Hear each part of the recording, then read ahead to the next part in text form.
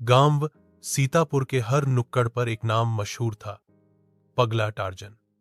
असली नाम था ताराचंद, लेकिन उसके हरकतें ऐसी अजीब थीं कि लोग उसे टार्जन कहने लगे। वह पूरे जंगल जैसे कपड़े पहनता था, सिर पर पत्तों का ताज और हाथ में एक लकड़ी की तलवार लिए घूमता रहता। उसका घर भी एक पेड़ पर बना था। बच्चे उसे देखकर हंसते थे, बूढ़े सिर हिलाते थे और औरतें उसकी हरकतों से तंग थीं। लेकिन पगला टार्जन का एक राज था, वह सच में जंगल की भाषा समझता था। एक दिन गांव के पास वाले बड़े जंगल से अजीब आवाजें आने लगीं। जानवर भाग रहे थे, पंछी आसमान में गोल गोल उड़ रहे थे और कुत्ते तक भौंकना बंद कर चुके थे। गांव में डर फैल गया। सरपंच ने पंचायत बुलाई।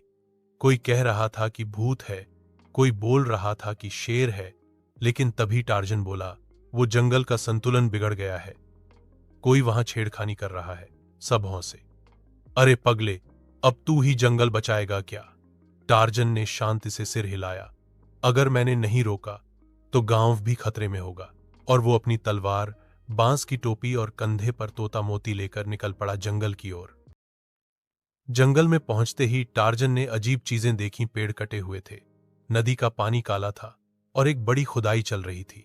खुदाई करने वाले लोग नकाब पहनकर मशीन चला रहे थे। टार्जन ने झाड़ियों में छिपकर सब देखा। तोता मोती ने कान में फुसफुसाया, यह सब काले नकाब वाले तस्कर हैं। ये लोग जंगल से खजाना निकाल रहे हैं। टार्जन समझ गया कि मामला गंभीर है। वो चुपचाप गांव लौटा।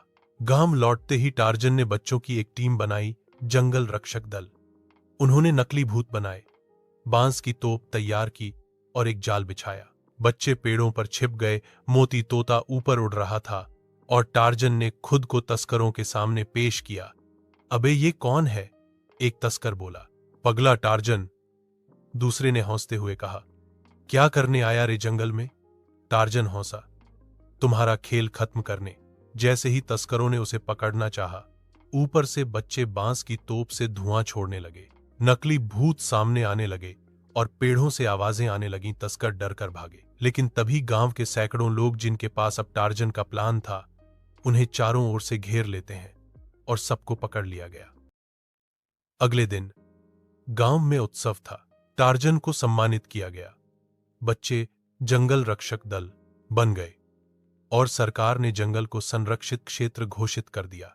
अब गांव के बच्चे उसे पगला टार्जन नहीं, बल्कि जंगल का राजा कहते हैं। और टार्जन, वह अब भी पेड़ पर रहता है, लेकिन अब पूरे गांव का हीरो बन चुका है। कहानी से सीख, पागल लगने वाला हर इंसान सच में पागल नहीं होता। जंगल, जानवर और प्रकृति हमारी जिम्मेदारी है। बच्चों में बहुत ताकत होती है अगर उन्हें दिशा मिले।